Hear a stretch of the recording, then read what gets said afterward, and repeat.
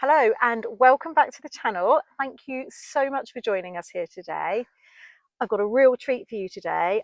I'm here in Wales with Saronne in almost sunny Wales. Yes, it's not raining. Not That raining is at a the moment. bonus. It's a bonus. And we've come on a camping holiday here, and I knew that Saronne was in this direction, and we've decided to hook up, and she has given me a tour of her gorgeous small holding. I have got such envy, Saronne. I'm so excited to be here. Thank you very much. I envy your weather. When you told me you had heat and drought conditions, I thought, I want a bit of that. And well, No. I mean, if we could just swap a bit of weather, A bit of that would be a each. good I know, thing. we're never satisfied, No, are we? we are never. But I am blown away For you. by particularly the peas. Oh, the sugar snap. Yeah, it's been a good year for peas. I think mainly because it's been so wet and so cool. And normally peas just kind of, they produce, but they don't produce a lot when it's hot and dry. They just kind of finish really We quickly. really struggle to grow peas. And you don't have to net them here. This is what I'm really stunned about. I haven't seen a single pigeon. Ah, netting. Yes, I see what you mean. I We thought you meant, don't get yeah. any pigeons. So do you get pigeons? No, but we have other things. We Okay. have moles and voles and squirrels and Okay, so I suppose blackbirds. Yeah, swings and roundabouts. absolutely. Okay. Absolutely. But I absolutely love the peas. Shall we have a bit of a tour of your garden? Are If they you ready? want, Can I have one? you Thank you. I can. was waiting for you to offer me one of those, You actually. could have just helped yourself. Wow, you know, it's a bit rude. Oh, Was that one okay? It's not too tough, is it? no. Okay. Wow. My You first. think the cameraman would like one? Would you like a pea? Sugar snap pea. Got to keep the cameraman happy. Okay. Your leeks are looking fabulous. What variety are these? I think they're Musselburgh. Mhm. Just a bog standard variety, but this is Wales, so we grow a lot of Yeah. leeks. And when I used to live in the East Midlands, we used to suffer with allium leaf miner. Oh, yeah, I've had that before. Don't have it here, touch wood. So I have another variety called elephant, which is meant to be big, I imagine. quite big. Yeah. Yeah, but I don't think these are it. So we've got leeks here. Oh, Egyptian walking onions. Oh, A young stage. are these all Egyptian walking Yes, onions in here? every So all single of these little ones little down ones, here. yes, even those. Yeah, So are they the babies that have walked? they are. What happened is, you can see some down there. Oh, here. The little Can you see here? bulblets. These bulbs here. Mm-hmm.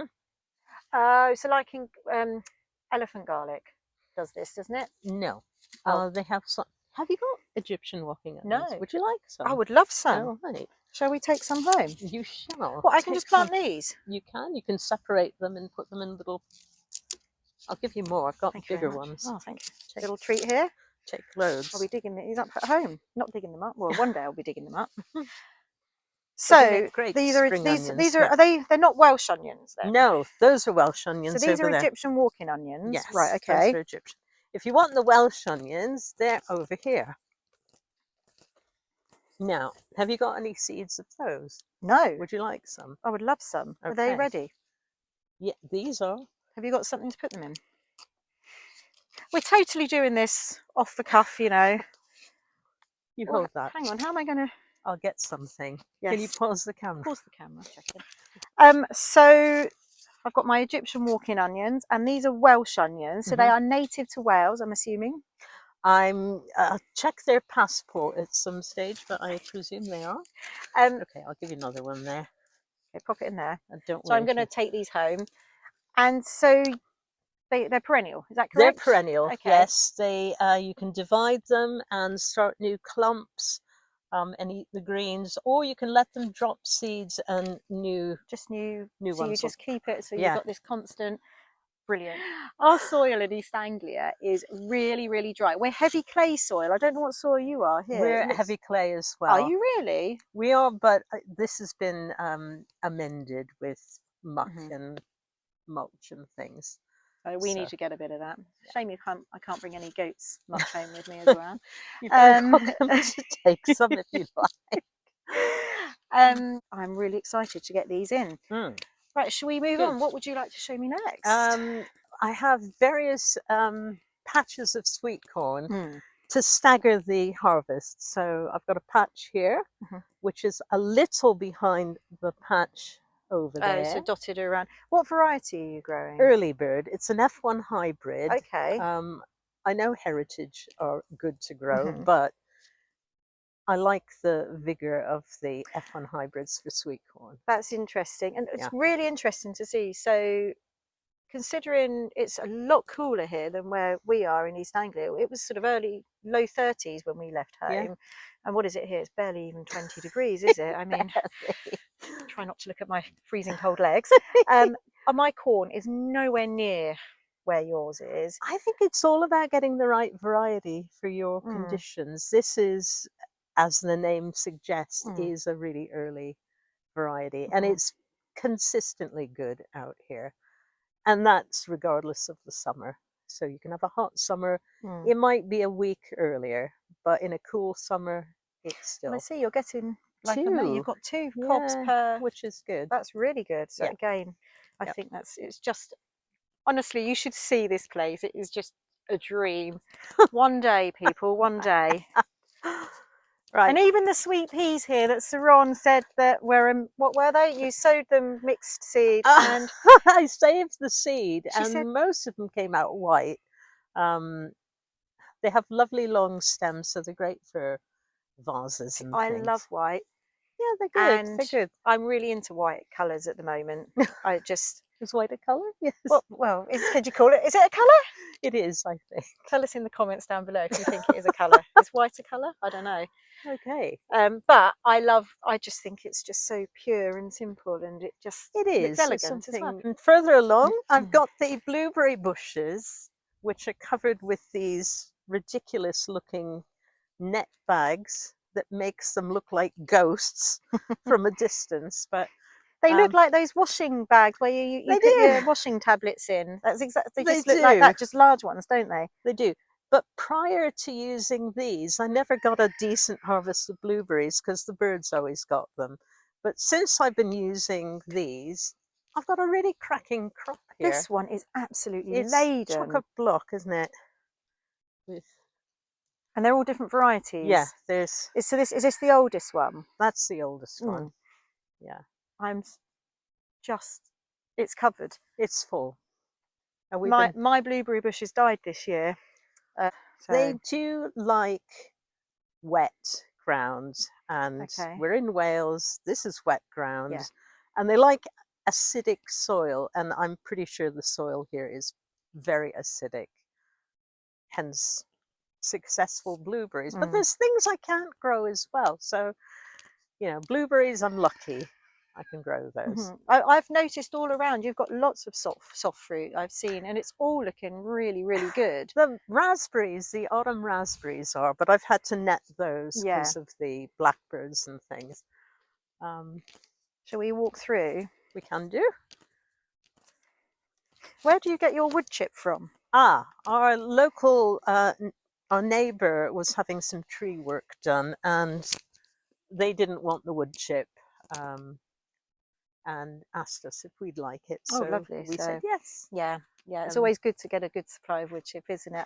We have a tree surgeon, so when we have tree work done, we get the wood chip from that. But then they do come and supply us as well. And we've got a brewery quite close to us, so we always give them we sort of leave a few bottles of beer out for them. So they drop the wood chip and get a little treat of some beer afterwards. Well done. So we've kind of sort of built up that relationship that it works really well. So. Building up relationships with local tree surgeons is always a really good thing. And you can never have enough, I have to say. I'm desperate for some more.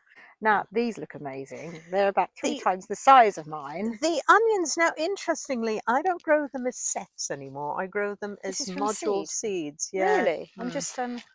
And they just push themselves out like shallots. Yeah. Huge. Can you see how close? Can you get a close up? Yeah, they're good. These are all grown by seed. The seeds were planted in April. in little module trays and then planted out, I think, in May. And obviously, because you've grown them in modules, and I have grown things in modules, and I'm finding that quite useful. And so you've got 4 here and then another one. So that's 5 to here. If you were planting them singly, you'd never have got 5 in that No. row there. No, and the you'd be wasting spacing. Definitely, definitely. And it just shows you can plant them in tight little clumps and they just grow They out. just push out. Yeah. That's amazing. That's good. That's a really... Hugh Richards, Yes. who's another local. Yeah. Oh, is he? Yeah, he encourages this method of onion. I've got onion envy. Onion envy. So far I've got pea and bean envy, onion envy, blueberry envy. Oh, wait till you see the brassicas. Yeah. Honestly. Brassica envy. That's just on another level. Do you have weed envy? Do you know what? Your weeds aren't that bad. You said that, but I think they're okay. And it's biodiversity. I suppose it is. Is this your composting? I haven't seen your composting system. Yeah, it's a bit untidy. This is just like mine. Do you turn it? Never. Never. So Never. how long does it take you to get a decent? A full summer. If we cover one of the bays in April, May time, by September we should be able to take some of that. Do you put some of the goat muck on here as well? Occasionally, or chicken manure from the cleaning out. Because I've really gotten into composting this year, and what I'm trying to do is I'm chopping everything up really small. Although the past couple of weeks I haven't, and I've been turning it, and it's becoming compost a lot quicker. Right. I think turning is always a good idea. It's a killer of a job, though, I have to say. Absolutely. It's probably why I don't do it so often. I think if you've got the space to be able to do it like this, it probably makes life easier. We probably want to rebuild this. It's got a use by date, and I think we're getting to the end of the use by date. One of ours went this. Yeah, we had to repair that quickly, didn't we? I noticed up here you've got mint growing in it. I've got everything. You've got mint everywhere. Oh, I know. Or a gooseberry. Is it a gooseberry? Jostaberry. Jostaberry. Yeah. What do you think of jostaberries? I would tell you if I ever had one to eat. I think the birds have taken them all. Really? So have you never tasted them before? I think I've had one, and it's like a sweet dark gooseberry. Because I've had them. They produce a massive bush. And hardly any berries. And the berries are quite small, and they, to me, they don't taste as sour as a gooseberry, and they're not as sweet as is it a blackcurrant they're meant to be a cross between? So they're a cross between the two, but I just don't like the flavour. I just think they're a bit pointless. I'd really like to be able to give you a better opinion on it, but I just haven't had the chance. So obviously, I personally don't think they're worth it. I've heard other people say the same thing. Oh, okay, it's not just me then. If anybody else has a different opinion, put it in the comment section Please below. Do. Right. So biodiversity. So we've got lots of pumpkins and squash. She's got so much going on here. I don't know how you do it all because there's an awful lot going on. It does itself pretty much. And we've got some meadow sweet in there. Do you do anything with that? Our neighbour makes wine out of the blossoms. Do you make wine? We do. We've tried the Good Life pea pod burger. Oh, have you? Oh, brilliant. This, by accident, I grew some brassicas in here a couple of years ago because I'd run out of room in the outside bit of the garden, and somebody'd very kindly given me some Brussels sprout plants. So about 2 years ago, I planted some in here, and they did really, really well. So I decided, as I had the room in the polytunnel, to always put a few brassicas in, and I'm finding that they do about 10 times better in here than they do outside. They just are so much happier. Are these these are red cabbages. Red cabbages. But I've got kale, and I've got sort of Italian sort of purple cauliflower, Brussels sprouts. I don't know if you can see the size. Look at these Brussels sprouts. So I'm not very tall. Actually, neither of us are very tall. I'm just shy of 5 foot, and it's taller than me. So that just says it all. It's a tall one, yeah. It is tall, isn't it? Very tall. Oh, because all of these are the same. I think they're all the same variety. I don't know why that one's grown taller, but Well, it's got sprouts on it, so it I think it has. looks okay. It But does. even these, I honestly, Saronne, I don't know if The you can leaves see the are. scale of this. On here is my hand. I mean, that's the size of an elephant's ear, It the is size of rather it. big. It's I know. huge. I know. I don't know what's up here in Wales that you're feeding them, or It's do you have to, how much do you water them? And have you got a watering system in here, or how do no, you? no. I just get dip watering cans or get the hose in occasionally. And I maybe this time of year 2 or 3 times a week in the So it's not evenings. as if you're having to No. see back over in East Anglia. If I had this sort of thing in a polytunnel, I'd be having to do it at least once a day, probably twice a day, Here's the definitely. thing. Here's the thing. There's no weed membrane underneath these beds, Okay. so the roots can get into the subsoil underneath, and I think that helps. So Which they're means getting really deep roots, they're aren't getting they? deep Yeah. roots, and they can take groundwater. I would imagine. Let them grow. Hmm. Let them grow I down. mean, because where we are, it's really dry. I mean, we're both clay soil. We've Hmm. discovered, Hmm. but um, we just don't get the rainfall in the summer, and so you do want to encourage them down. You do. But I don't think I will ever grow anything like Well, that. it's just amending your soil and things. Mm. There's a lot of compost gone on to Hmm. this. I imagine they don't like the heat as much either. They're more a cool weather crop anyway, aren't they? They are, So which is why they're doing well yeah, this year. I yeah, think if it was a normal hotter summer, we have had hotter summers here, I'd have the doors open. of I'd be course. watering more Hmm. probably, but I think this year's been ideal Hmm. to have them in here. What have we got behind me here? Those are drying beans, black seeded. I like black beans. Hmm. I use a lot of black beans, but they're a variety, an Italian variety called Nonna Agnes. So Nonna. Grandma Oh, Agnes. I love it. Yeah. Um, Have you grown these I before? grew a Did you say? few last year, and they were lovely. So I thought I'd grow all in here of that variety. They're looking really Yeah, healthy they're too, looking I have to happy. say. And there's a Yeah. huge row here. Yeah. So I've got so much envy. I've got brassica envy. You have to come and move to Yeah. Wales. Way up to the goat field, and I just wanted to talk about Saronne's dead hedge because I saw you'd fed the goats some, what was it, willow? Willow, hazel, alder, a lot of the natural sort of trees that grow out here. Poplar. So these are all things you're just sort of coppicing and Yeah. growing around here. And that what I love, because I've seen your dead hedges before, because I've Yeah. done a mini dead hedge back at Yeah.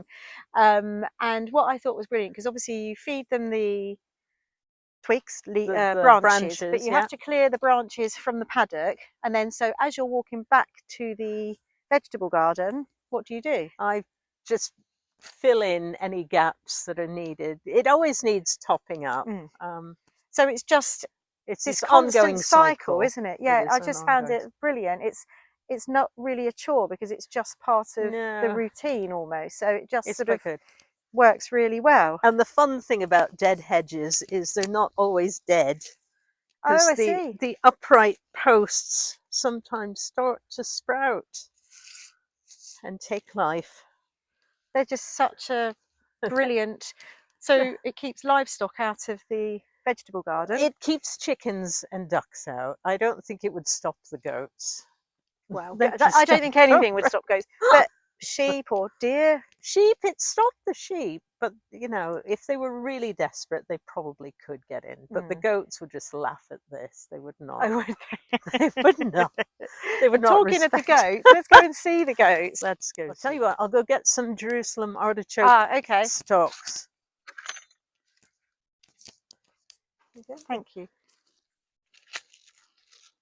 So they're eating Jerusalem artichoke plants, which we grow specially as forage for them. You're not sure, Mabel, are you? Okay. Let's give them to the others then. Are they noisy? Not especially. No, I didn't. I thought goats had this sort of reputation for being noisy and smelly, and Oh, they're Not, not. they're not Yeah. smelly to me, and they Well, they don't seem can noisy. be like any animal if there's say stalls or stables need cleaning out. Mm. But What variety are these? What okay, breed should I say? um, British Toggenburg, and crossbreeds. Okay. Okay, there you are. And so you have to. So I really want goats, and I have been asking a few tips from yourself, haven't I? So with a goat, how much work is it? Is it if Well, I let's say I had two goats, because my understanding is that you you don't want a single no, goat. that's right. Yeah, They'll get bored, they'll get exactly. lonely, and Yeah, then they'll get into mischief. yeah, Um, so if you're milking them, you've got to milk them every day, hmm. but you can choose whether you milk once or twice a day, Oh, okay. right?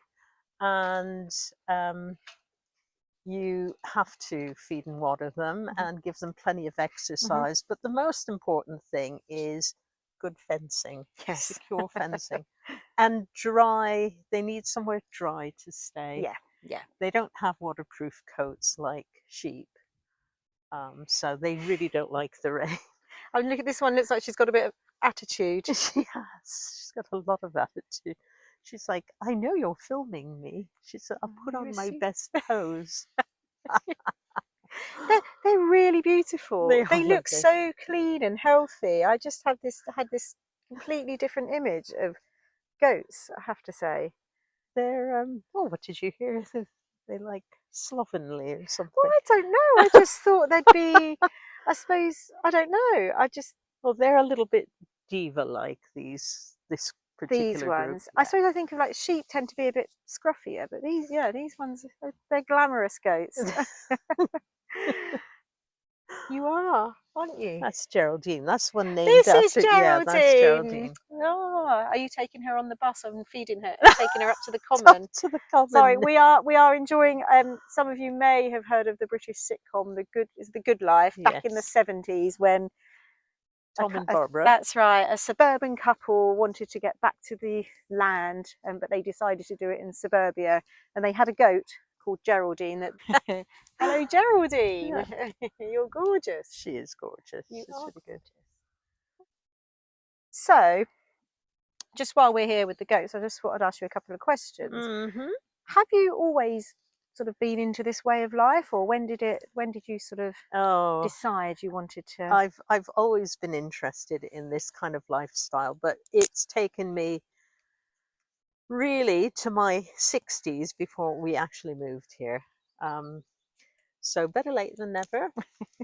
And it's worth the wait. And I've done elements of it earlier on. I've had allotments and I've had chickens in the back garden. So, yeah, but I've always loved growing food and things.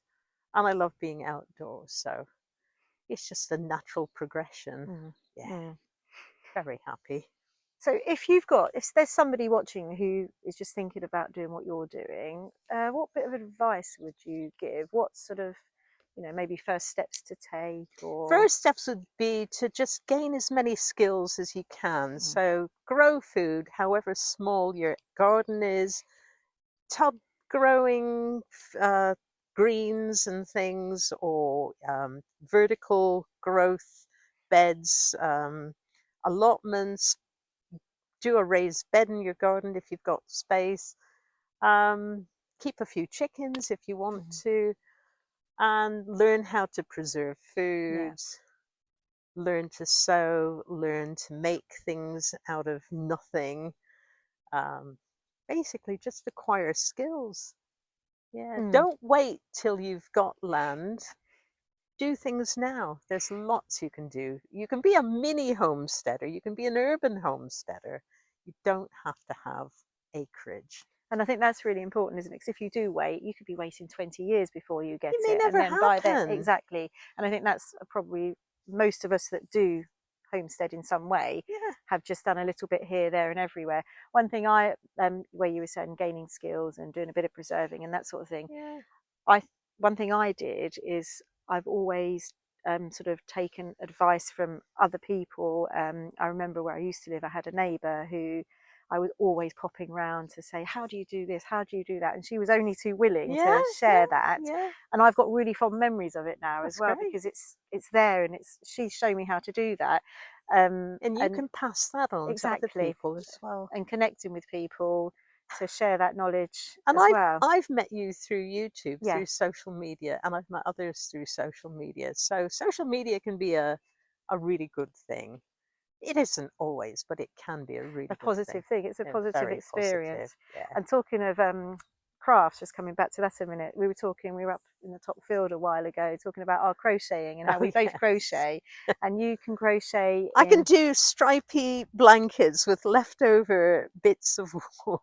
and I can only do granny Well, squares. we're going to have to swap Yeah, skills. so we can both do a little bit, but not so we can share our knowledge that way too. We'll do that. We'll do a YouTube video one day of that. Of crocheting or Crochet. swapping skills, maybe. Something like that. Anyway, Oh, it's been a real pleasure coming here today. thank I've you for absolutely coming. loved it. We've had an absolutely lovely time here. Thank We've had a you. lovely lunch provided for us. That's all And right. actually, Pleasure. the weather, I do believe, is The warming sun up. is beginning to come out again. There are just so many ideas I've got from Yeah. here. And Excellent. I will definitely be Come back taking some of again. them on board. Come I back will again. definitely come back again. So thank you so much for showing us welcome, around, Julie. Saronne. Thank I you. am just so blown away, and I think when I get home, I'm going to have a long chat with John about getting some goats. Until next Do it. time. Bye. Bye for now.